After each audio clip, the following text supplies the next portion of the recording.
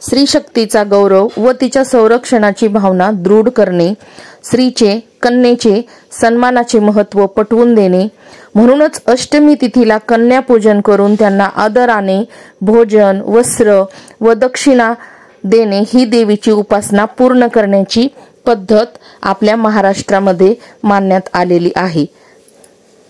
शास्त्रानुसार देवीने महिषासुरावर विजय मिळवल्यानंतर ब्राह्मण व कन्यांचे पूजन केलेले आहे। आज सूर्योदय झालाय, छान असा मस्त असं ऊन पडलेलं आहे आणि पावसाचं सावटही हटलेलं आहे। तर सगळीकडेच पूर परिस्थिती निर्माण झाली होती, खूप भीतीदायक असं वातावरण झालं होतं, पण देवी आईने आता हे सर्व स्थिर स्थावर केलेलं आहे। तर मस्त असं ऊन आपल्या परिसरामध्ये पडलेलं आहे, सगळीकडेच पावसाचं सावट आता हटलेलं आहे। तर आमचे ऋग्वेद ऋषांग हे आता चाललेले आहे शाळेमध्ये। तर सकाळी सकाळचा व्ह्यू तुम्हाला मी दाखवते, भरपूर असं आकाश आभाळ आहे, पण ऊनही छान पडलेलं आहे। तर त्यामुळं आता मस्त असं वातावरण झालेलं आहे। तर आता मुलं चाललेले आहे शाळेमध्ये। तर आपल्याला आज करायचा आहे कन्यापूजनाचा कार्यक्रम। नमस्कार मैत्रिणींनो, आपला शेतमाळा या चॅनलमध्ये आपलं पुन्हा स्वागत आहे। तर मैत्रिणींनो, आज आहे नवरात्रीची अष्टमी तिथी। तर आज आपण करणार आहोत महागौरीची पूजा आणि आज सोमवार असल्यामुळं आपण घालणार आहोत बेलाची माळ। तर हे बेलाचे जे तीन पानं असतात तर हे आपल्याला घ्यायचे आहेत माळीसाठी। आणि आज रंग आहे मोरपंखी, तर मोरपंखी साडी मी घातलेली आहे। आणि आज आहे ना आपण अष्टमीच्या दिवशी कन्यापूजन करायचं असतं। तर कन्यापूजनाचं महत्त्व नवरात्रीमध्ये सांगितलेलं आहे। तर ज्या लहान लहान कन्या असतात त्यांची पूजा आपण करायची असते आणि त्यांना खीर पुरी चणा शिरा असा प्रसाद करून आपण त्यांना जो घालायचं असतं। तर 9 कन्या आपण जो घालायच्या असतात आणि एक भैरव म्हणून एक मुलगा आपण जो घालायचा असतो। तर संध्याकाळी 6 वाजता आम्ही आज कन्यापूजन करणार आहोत आणि चणापुरी आणि शिऱ्याचा नैवेद्य आम्ही करणार आहोत। तर आता आज आपल्याला देवीला नैवेद्य दाखवायचा आहे फळाचा। तर आज खीरपुरीचाही नैवेद्य देवीला चालत असतो, पण आज मी एक फळ ठेवणार आहे फक्त। आणि आता देवीला माळ घालून घेते। तर यावर्षी 10 दिवस नवरात्री आल्यामुळे एक माळ कशाची घालावी हा प्रश्न, पण जी तिसरी माळ होती ती 2 दिवस आली होती। चंद्रघंटा देवीची पूजा आपण 2 दिवस केलेली आहे। तर आज आपण महागौरीची पूजा करतोय। तर चला आता मी घटाला माळ करून घेते आणि मग आपण करूया देवीची आरती। तर संध्याकाळी कन्यापूजन तुम्हाला नक्की दाखवीन। तर सर्वांनी छान असं कन्यापूजन केलं पाहिजे, कन्यांचे पाय धुवून आणि त्यांना वेगवेगळ्या पद्धतीने आपण टिकल्या, नख पॉलिश किंवा मेहंदी हे सर्व गिफ्ट देऊन आणि त्यांना खुश केलं पाहिजे। तर या कन्यापूजन केल्याने आपल्या घरामध्ये देवीचा वास सतत राहतो। तर आपण हे आज कन्यापूजन करूया। तर संध्याकाळी नक्की तुम्हाला मी दाखवीन कन्यापूजन। तर आता मी घटाला माळ करून घेते। दुर्गा सप्तशतीतील उल्लेख आहे, शास्त्रानुसार देवीने महिषासुरावर विजय मिळवल्यानंतर ब्राह्मण व कन्यांचे पूजन करावे असे सांगितले आहे। तर कन्यांना देवीचे प्रतीक मानले जातात। नवदुर्गा पूजनाच्या काळात नवरात्रीत कन्या म्हणजे छोट्या मुली देवीचा अंश मानल्या जातात। त्यांच्यामध्ये मातृशक्तीचे, निरागसतेचे व पवित्रतेचे रूप दिसते। कन्यापूजनाने घरात सुख, शांती, समृद्धी आणि देवीचा आशीर्वाद मिळतो। विशेषतः नवरात्रीच्या अष्टमी नवमीला हे केले तर नवरात्र साधनेचं पूर्ण फळ आपल्याला मिळतं। तर आज आपण महागौरीची पूजा केलेली आहे आणि आजचा रंग आहे मोरपंखी आणि आज आपण घातलेली आहे बेलाची माळ। तर सोमवार असल्यामुळं बेलाची माळ घातलेली आहे। तर इथं आता देवीची आरतीही करून घेतलेली आहे। आपल्या घटातलं धनही खूप सुंदर असं उगवलेलं आहे आणि आता आम्ही जाणार आहोत ग्रामदेवींच्या दर्शनाला। तर गावातही नवरात्री उत्सव होत असतो, तेथेही दर्शन घेऊया।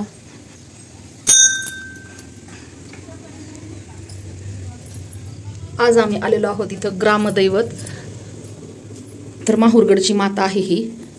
तर माहुरगडच्या मातेचं ठाणं आहे इथं आमच्या गावामध्ये आणि आज आहे सप्तमी तिथी। तर दर्शनाला आलोय गावात आणि बघा देवीचं धन किती सुंदर असं उगवलेलं आहे।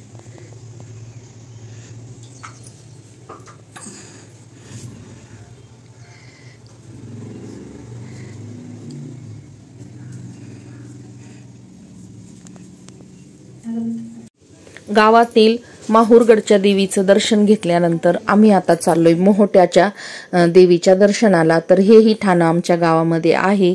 तर अशा पद्धतीने हे नवरात्र उत्सवाचं छान असं मंदिर आहे। इथं आमच्या गावामध्ये नवरात्र उत्सव भरत असतो। आता करूया आपण कन्यापूजनाची तयारी।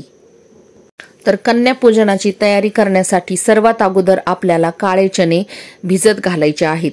चणे भिजल्यानंतर आपल्याला हे कुकरमध्ये शिजवून घ्यायचे आहेत आणि कन्यांना वाढण्यासाठी आपल्याला छान असे काळे चणे करायचे आहेत।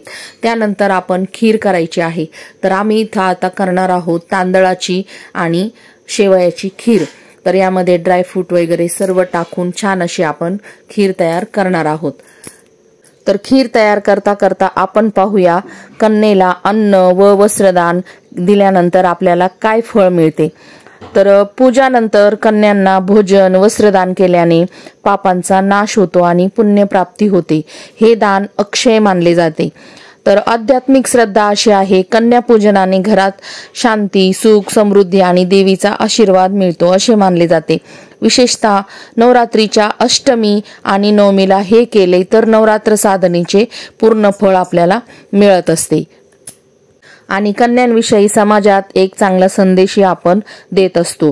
स्त्रीचे कन्येचे सन्मानाचे महत्त्व पटवून देणे, स्त्री शक्तीचा गौरव व तिच्या संरक्षणाची भावना दृढ करणे। आपल्याला इथं नैवेद्य दाखवायचा आहे खीरपुरीचा। तर आज आपण केलेला आहे कन्यापूजन।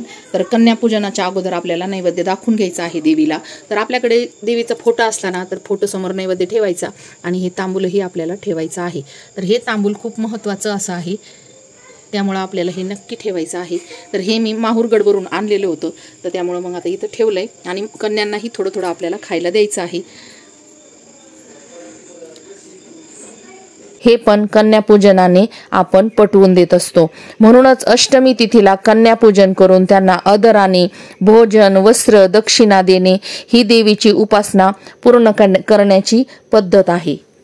तर अशा पद्धतीने आपण 9 कन्यांचे पूजन करत आहोत।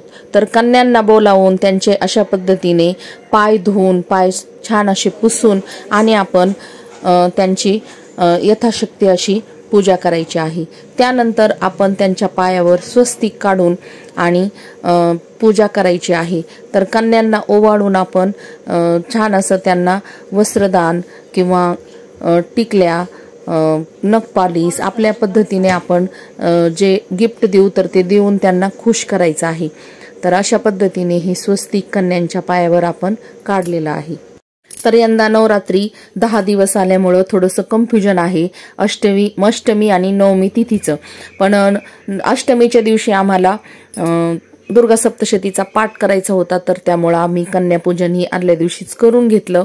तर नवरात्रीच्या दिवसामध्ये सर्व दिवस असे छान असतात आणि आता कन्यांचे सर्वांचे पाय धुवून आम्ही छान अशी रांगोळी काढून घेतलेली आहे, त्यांना गिफ्टही दिलेलं आहे। तर चला आता दर्शन घेऊया कन्यांचं।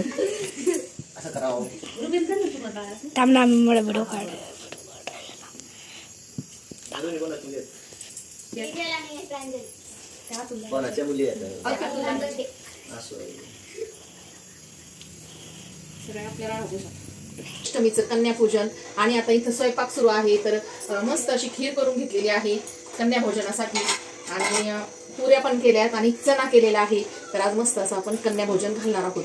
तर कन्या पण आल्यात आता, तर गरम गरम खीरपुरी आपल्याला कन्यांना वाढायची आहे। तर आता आपण करणार आहोत कन्याभोजन।